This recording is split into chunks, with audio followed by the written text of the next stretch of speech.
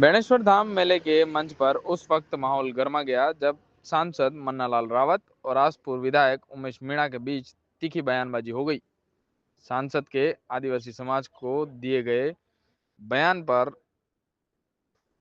विधायक भड़क उठे और मंच से ही विरोध जता दिया। इसके बाद दोनों नेताओं के समर्थकों के बीच भी तनातनी बढ़ गई, जिससे मेले का माहौल राजनीति की आग में तपने लगा।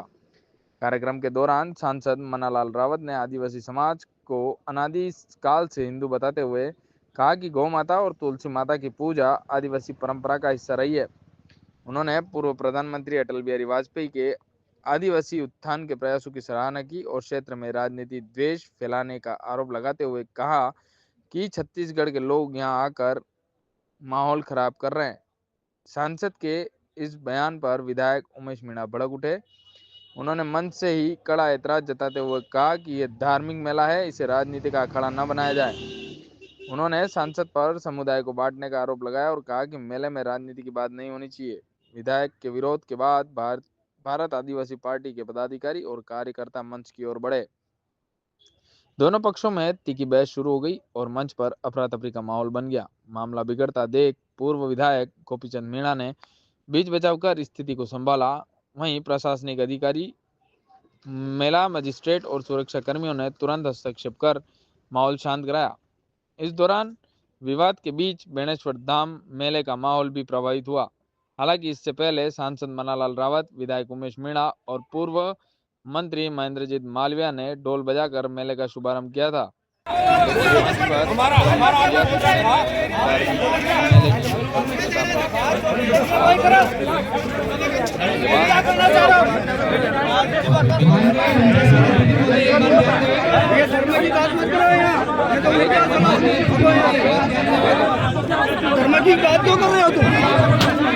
हम आदिवासी हिंदू नहीं है। अब चुनौती देता हूं उन सभी तत्वों को मैं। जब हम त्रिवेणी पर खड़े हैं, हिंदू आस्था के अनुसार अस्थि विसर्जन करते हैं, महादेव यहाँ है, हमारे अपने पूर्वज वाल्मीकि ऋषि यहाँ है, श्री हरि यहाँ है, हम हिंदू हैं इसलिए यहाँ है। और जो ये कहता है कि आदिवासी हिंदू नहीं है, वो क्यों कहता है? मुझे कुछ दस्तावेज है जिनका मैं यहाँ कोड करना चाह रहा हूँ आप सभी जनता के सामने, और जितने वरिष्ठ जन है वो सभी जानते हैं, लेकिन बोलना जरूरी है। वो इसलिए कि आदिवासी हिंदू ने ऐसा पहला किसने कहा था? वो कहा था एक पादरी जिसका नाम था वेरियर एल्विन। उसका नाम है वेरियर एल्विन नाम का एक पादरी था, उसने कहा था। तो क्या ऐसा बोलने वाले लोग पादरियों की बात कर रहे हैं? ऐसा बोलने वाले लोग चर्च की बात कर रहे हैं, आदिवासी धर्म कोड की बात कर रहे हैं कुछ लोग? वो कहां से लाए? तो पता चलता है एक कागज हाथ लगा है, वो रांची है, झारखंड की राजधानी। वहां का एक चर्च है, द कैथोलिक चर्च है। द कैथोलिक चर्च ने लिखा पहली बार धर्म कोड चाहिए, और धर्म कोड की मांग पहले चर्च ने की, और वो चर्च वो सारी बातें की, और उस बात को चर्च की बात, झारखंड की बात लाके बेणेश्वर में डाल दी और हमारे वागड़ में डाल दी, और ये कहा आदिवासी हिंदू ने चर्च कोड चाहिए। अरे महाराज, चर्च की बातें क्यों करते हो? एक पादरी की बात क्यों करते हो? हमें बात करनी चाहिए वाल्मीकि ऋषि की, जो ये कहते हैं कि धरती हमारी माता है। इसकी पूजा यदि हम करते हैं तो प्रभु श्री राम कहते हैं कि धरती और ये धरती माता और हमारी माता, ये दोनों स्वर्ग से भी महान है। हमारी प्रेरणा ये है, हमारी प्रेरणा आदिदेव की है, जो ये कहता है कि नव क्रांति होनी चाहिए, नव भक्ति होनी चाहिए, संतों के साथ में बैठना, अच्छी बात करना है और विकास की बात करना है। इस बात को कौन कर रहा है? इस बात को करने वाला एक ही विचार है। वो विचार है, अलग अलग कालखंड में राजनीतिक क्षेत्र में बहुत सारे लोग आए, लेकिन कुछ लोगों का मैं नाम लेना चाहता हूं जिन्होंने आदिवासी के लिए कुछ किया, हमारे लिए कुछ किया, बेणेश्वर धाम के लिए कुछ किया, हमारी संस्कृति के लिए कुछ किया। पहला नाम आता है पूर्व प्रधानमंत्री स्वर्गीय अटल बिहारी वाजपेयी, और उन्होंने सबसे पहले भारत सरकार में एक मंत्रालय खोला। उस मंत्रालय का नाम लिखा जनजाति कार्य मंत्रालय। मुझे लगता है वहां से बात शुरू होती, और वो 1999 की बात। मैं कुछ प्रश्न करना चाहता हूं, जो राजनीतिक क्षेत्र में कार्यकर्ता बात करते हैं, उनको ये पूछना चाहिए 1999 से पहले कौन लोग इस देश में शासन करते थे, जिनको ये ध्यान में क्यों नहीं आया कि आदिवासी भी इस देश का निवासी है और वो गरीबी में है, वो अभाव में है, उनको फर्स्ट राइट का एक उसमें राइट नहीं दिया जा रहा है, उसका काम कौन करेगा? ये क्यों ध्यान में नहीं आया? उनसे प्रश्न पूछना है। दूसरा महत्वपूर्ण आया, 2003 में संविधान संशोधन हुआ, और हमारे लिए, हमारे आदिवासियों के लिए, जनजातियों के लिए, अनुसूचित जनजातियों के लिए राष्ट्रीय अनुसूचित जनजाति आयोग आया, और वो भी अटल जी ने दिया है। मैं नमन करता हूं अटल जी को। ये बहुत महत्वपूर्ण बात है, क्योंकि मेला है, आदिदेव की प्रेरणा है। तो हम सही बात नहीं करेंगे तो मजा नहीं आएगा। हमें सही सही बात भी करना जिन्होंने हमारा अपना कुछ किया है। और एक बात और लेना चाहता हूं, मैं भैरव सिंह शेखावत का नाम लेना चाहता हूं। इस क्षेत्र में जिसको हम अनुसूचित क्षेत्र बोलते हैं, पहली बार यहाँ के निवासियों को, यहाँ के युवाओं को नौकरियों में आरक्षण देने का काम 1995 में भैरव सिंह शेखावत ने किया। मुझे लगता है वो कौन सी राजनीति से आता है, कौन सी राजनीतिक दल से आता है मुझे नहीं पता, मुझे ज्यादा नहीं पता उनके बारे में, वो कहां कहां काम किया उन्होंने, लेकिन उन्होंने 1995 में दिया। और नंदलाल मीणा का धन्यवाद, उस टाइम वो मंत्री थे जनजाति कार्य मंत्रालय के राजस्थान में, उन्होंने ये काम किया। और उसके बाद यात्रा चलती गई, उसके बाद यात्रा बहुत सारी है। यहाँ के फर्जी मूल निवासी बनते थे, मूल निवासी प्रमाण पत्र बना के लोग नौकरी छीन के ले जाते थे, उनको रोका 2016 में वसुंधरा जी ने। और उन्होंने कहा कि 1970 में जो यहाँ पे रह रहा था, उनके बच्चे हैं, उन्हीं को मूल निवास मिलेगा, चाहे वो एसटी एससी का हो, ओबीसी का हो, यहाँ का जनरल हो, सभी को, बाहर से आने वाला उसको लाभ नहीं मिलेगा। ये सारे काम जिसने भी किए वो बहुत महत्वपूर्ण है। लेकिन आज बात चल रही है हमारी अस्मिता की, हमारी अपनी पहचान की, जिसको बोलते हैं पांचवी अनुसूची। पांचवी अनुसूची को 1999 में जब लागू किया, जब बहुत बड़ा एक निर्णय हुआ, दिलीप सिंह भुरिया भारतीय जनता पार्टी से आते थे, लेकिन उन्होंने लागू किया। उन्होंने कहा कि यहाँ का निवासी का हर, चाहे प्रधान हो, चाहे सरपंच हो, चाहे जिला प्रमुख हो, वो आदिवासियों के लिए सीट आरक्षित होगी। मुझे लगता है यह भी अपने आप में बहुत बड़ी बात हुई। और यह भी बात जो है दिलीप सिंह भुरिया ने किया, जो भारतीय जनता पार्टी से आते थे। और ये यात्रा बहुत तेजी से आगे बढ़ी। आज जहां जिस क्षेत्र में हम लोग काम करते हैं, ये कालखंड है, यहाँ कई जगह कांग्रेस की सरकार है, कई जगह दूसरी सरकारें भी है, और केंद्र में मोदी जी की सरकार है, राजस्थान में भजनलाल जी की सरकार, ये सरकारें सारी काम कर रही है। ये सरकारें काम तेजी से कर रही है, अलग अलग काम खंड के। लेकिन कुछ बात, 3 बातें आपके सामने और रखना चाहता हूं। हमारा अपना गौरव, हमारे आदिवासी की बात कौन करेगा? हमारा अपना प्रतीक कौन है? हमारा अपना प्रतीक है मानगढ़ धाम, हमारा अपना प्रतीक है भगवान बिरसा मुंडा। इनकी बात कौन करेगा?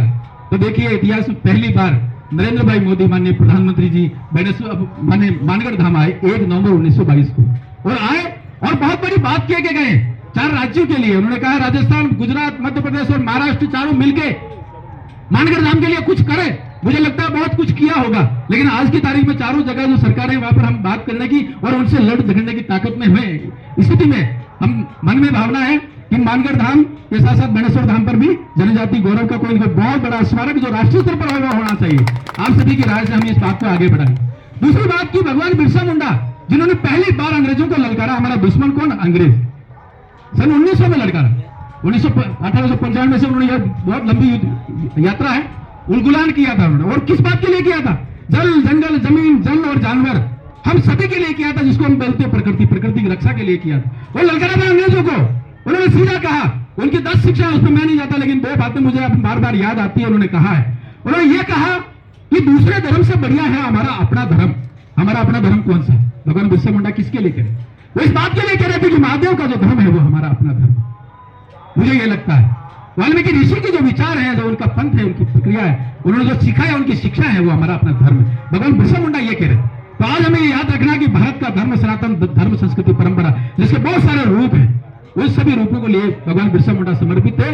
और दूसरा उन्होंने कहा कि गौ माता और तुलसी माता की पूजा करना है। मुझे बताइए, आदिवासियों में से पैदा हुआ एक 26 साल का युवा, जो जितने भी क्रांतिकारी हुए उसमें एकमात्र ऐसा जिसको लोग भगवान कहते हैं, वो ये कह रहा है कि गौ माता और तुलसी माता की पूजा करना है। मुझे आप ये बताइए, तुलसी माता और गौ माता पूजा करने के लिए कौन आगे आया है? कौन सा धर्म आया आगे? वो सनातन धर्म है, हिंदू धर्म। इसका मतलब भगवान बिरसा मुंडा हिंदुओं के देवता है और उन्होंने ललकारा है। मुझे इतना बहुत कहना है, बहुत सारी चीजें, लेकिन नरेंद्र भाई मोदी जी ने एक बहुत अच्छा काम किया। आदिवासियों का प्रतीक भगवान बिरसा मुंडा जी के जन्मदिन 15 नवंबर को राष्ट्रीय जनजाति गौरव दिवस घोषित किया, और ये पूरा वर्ष इसके लिए चल रहा है। राष्ट्रीय 10 संग्रहालय भी बनाए। मुझे लगता है राजस्थान की भी इसमें बहुत अच्छा हमारा, तो उसमें काफी विवादित मामला है। क्या ऐसा क्यों? देखो, सबसे पहले तो इस मेले में जो भी भागीदारी बनने वाले आदिवासियों का महाकुंभ है, 4 राज्य के लोग यहाँ पे हमारा फूल पथराने के लिए आ रहे हैं, उनको शुभकामनाएं देना चाह रहा हूँ मैं। और यहाँ पे आज थोड़ा सा विवादित मामला खड़ा हो गया। यहाँ पे जो हमारे लोकसभा उदयपुर सीट पे जो मन्नालाल जी हैं, मन्नालाल सांसद है, उन्होंने यहाँ पे इस तरह से भड़काऊ भाषण देने का काम करा है, यहाँ पे लोगों को भड़काने का काम करा है। इसलिए हमारा ऑब्जेक्शन यह था कि यहाँ की जो मेले की व्यवस्था को लेकर बात करनी चाहिए, मेले के लिए हम क्या अच्छा कर सकते हैं उसके लिए बात करनी चाहिए।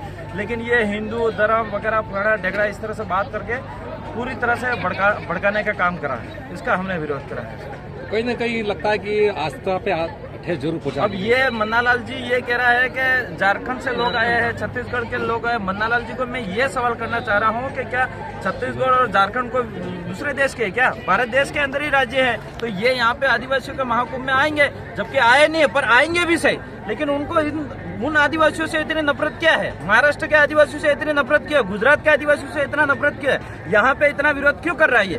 क्या क्या ये झारखंड, गुजरात, महाराष्ट्र, मध्य प्रदेश ये क्या भारत देश के अंदर नहीं रह रहे क्या?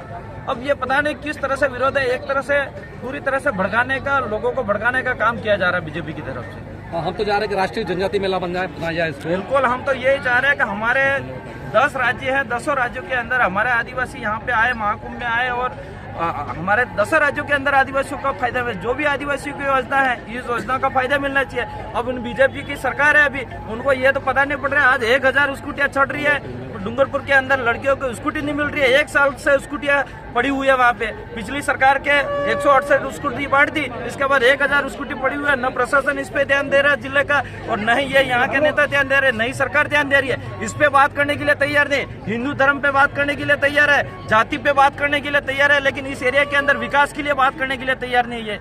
बॉस उनको इस तरह से कहीं भी मंच पे आना, धर्म की बात करो, जाति की बात करो, देश विदेश की बात करो, और यहाँ पे भाषण टाइम पास करके चले जाते हैं। इसके अलावा कोई बीजेपी के पास काम नहीं है। एक सबसे बड़ी इस बेडशे मेले के प्रति राह देखा गया है कि राष्ट्रीय जनजाति मेला इसको घोषित किया गया है। राज्य तक कभी इसका पर्सनली बजट नहीं मिलता है, जिसके कारण से बाहर से व्यापारी आए तो उनको पर्सनली बजट तो यूं है कि टीएडी बजट है हमारा। टीएडी का बजट 1500 करोड़ जो 1500 करोड़ रुपया है, इसके अंदर अगर हमारे माननीय मंत्री साहब अगर 1 करोड़ रुपया भी इस मेले के अंदर दे देंगे तो इस मेले में अच्छी से अच्छी सुविधा हो सकती है। लेकिन टीएडी मंत्री भी इस पे मौन है, व्यवस्था करने के लिए तैयार नहीं। अभी विधानसभा चली, उसके अंदर मैंने टीएडी मंत्री महोदय को मैं स्पेशल मिला और मैंने कहा कि इस मेले के अंदर आपको अच्छी सुविधा करानी चाहिए, ज्यादा नहीं 25 से 50 लाख रुपया आप दीजिए वहाँ इस मेले के अंदर। बड़ी मुश्किल से 10 लाख रुपया भी दिए कि नहीं दिए ये भी पता नहीं। 2 दिन पहले कलेक्टर साहब आए थे तो वो कह रहे थे कि 10 लाख रुपया सहयोग कर रहे हैं। अब मेरी तरफ से मैं पूरी तरह से सहयोग करने के लिए तैयार हूँ, लेकिन सरकार की जो टीएडी का बजट है, जो ट्राइबल एरिया के अंदर विकास होना चाहिए, उसका क्या है? उसकी क्या टीएडी मंत्री की जिम्मेदारी नहीं बढ़ती है? इस मेला जो पड़ता है टीएडी में पड़ता है, तो टीएडी बजट से यहाँ डाला जाए, अच्छा से अच्छा इस मेले को किया जाए, लेकिन इस पे ध्यान ही नहीं दे रहा है। और मैं सरकार से भी कहना चाह रहा हूँ कि यहाँ पे हमारा आदिवासियों का बड़ा महाकुंभ है, टीएडी के अलावा स्पेशल बजट भी होना चाहिए सरकार के अंदर, ताकि इस मेले में हम अच्छा से अच्छा कर सके। ये थैंक यू। ठीक है।